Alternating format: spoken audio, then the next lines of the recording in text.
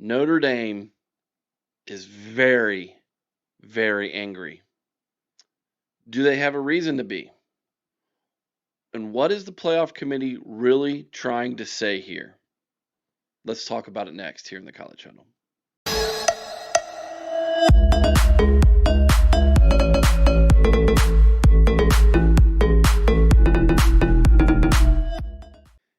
'87 Independent Podcast from coast to coast, and you have landed on the mothership, home base, if you will, for the College Huddle. Make sure you hit that thumbs up button.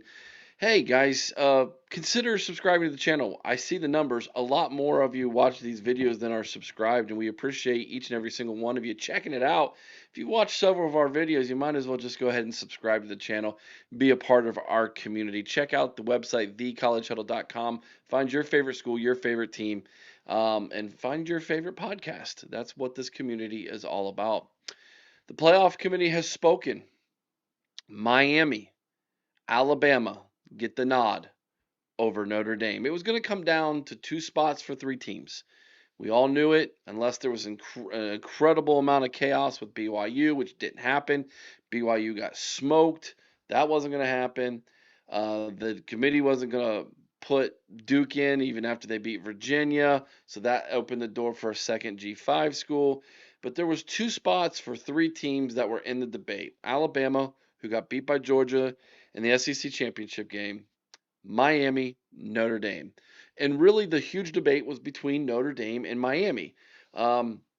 Miami beat Notre Dame in the first game of the season, week 1, down in Hard Rock Cafe in Miami by, 3 points.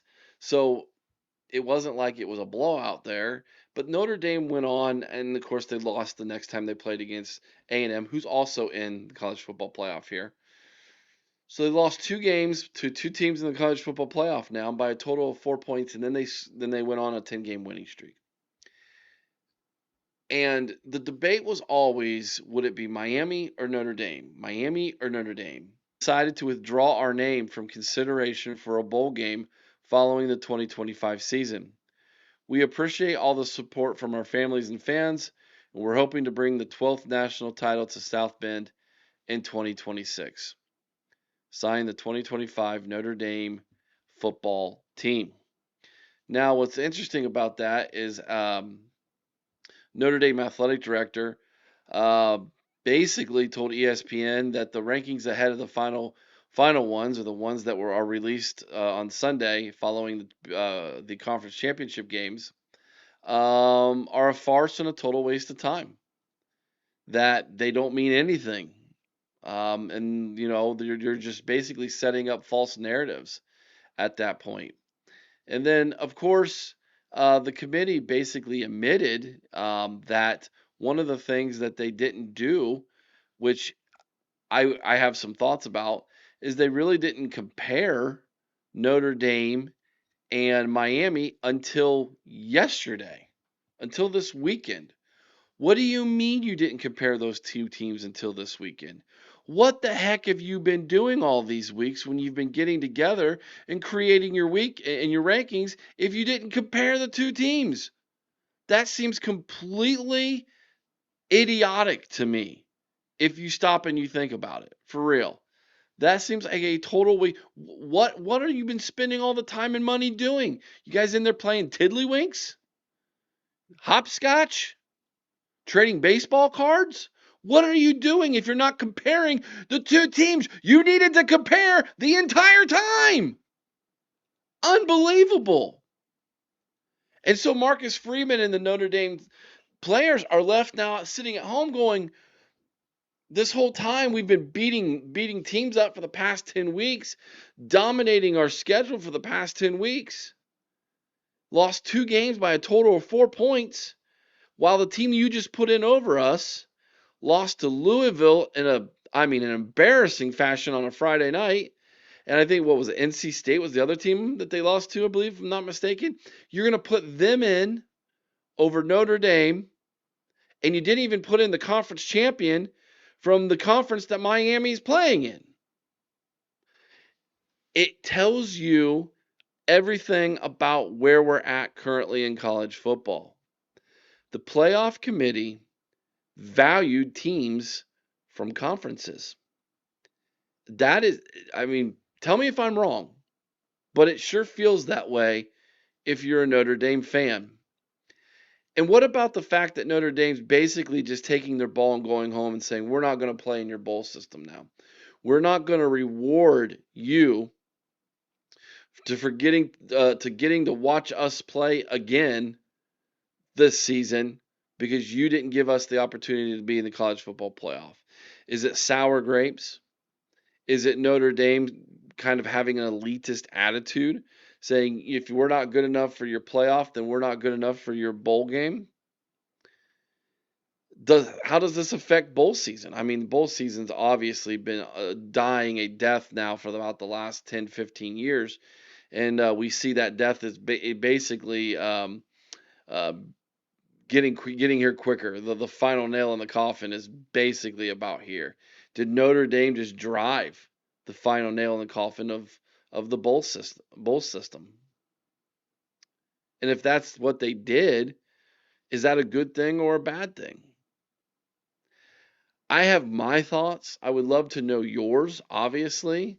I have been on this kick for about 2 years now that they need to move bowls to week 0 of the college football calendar. That if you make a bowl, it's your first game in week 0 the following year. I know that there's some kickback to that. Like, hey, some of the players who were on the teams that got them to a bowl aren't even there. Well, a lot of those players aren't even going and playing the bowl games anyways.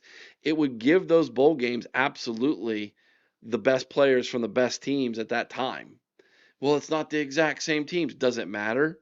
Isn't it? Isn't that what we want? Is more content, more great games? Move it to week 0. Make it count. Make the bowl games count. Well, what if you're in the CFP and you don't get a bowl? Well, you don't have to play in week 0 then. Well, then that means some teams have 13 games and some have 12. We already have that going on in college football. You play Hawaii, you get a 13th game. Did you know that? So, college football is never going to be completely equal. It never has been completely equal. So stop trying to use that as an excuse as to why you can't do something. That's my thought on the bowl system and on bowl games. My thought on Notre Dame. Now listen, I interact with a lot of Notre Dame people. I have a lot of respect for Notre Dame people. They are hurting today, and they should be.